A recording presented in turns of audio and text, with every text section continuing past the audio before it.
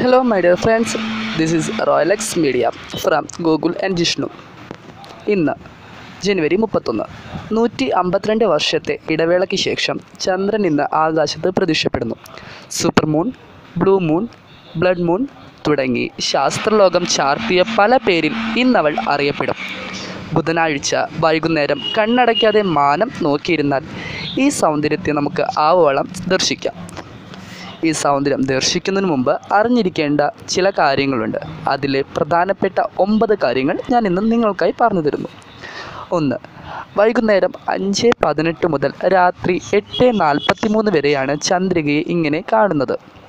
എന്നാൽ ഇത് കേരളത്തിൽ കാണാനുള്ള സാധ്യത 71 മിനിറ്റ് മാത്രമാണ്. അതായത് 5:18 മുതൽ രാത്രി 8:43 വരെ ഉള്ള സമയത്തിനിടയിലെ 71 മിനിറ്റ് മാത്രം.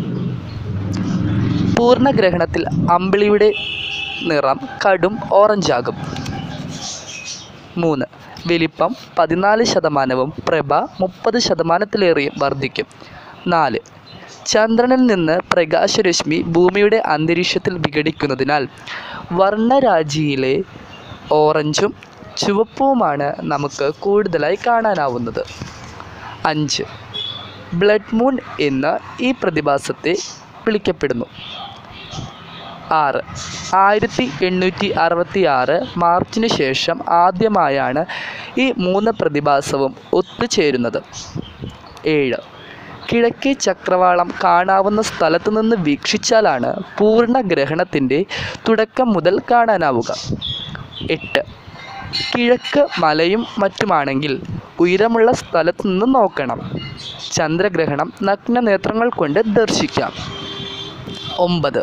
സൂര്യഗ്രഹണം കാണുമ്പോൾ എടുക്കുന്ന തരം സുരക്ഷാ ക്രമീകരണം ഒന്നും തന്നെ ഇതിനു വേണ്ട. സോ മൈ ഡിയർ ഫ്രണ്ട്സ്, ഈ ചന്ദ്രഗ്രഹണം നിങ്ങൾ എന്തായാലും കാണണം. നിങ്ങൾക്ക് കാണാൻ സാധിക്കട്ടെ എന്ന് വിഷ് ചെയ്തുകൊണ്ട് ഇത് royal X media from Google and Jishnu.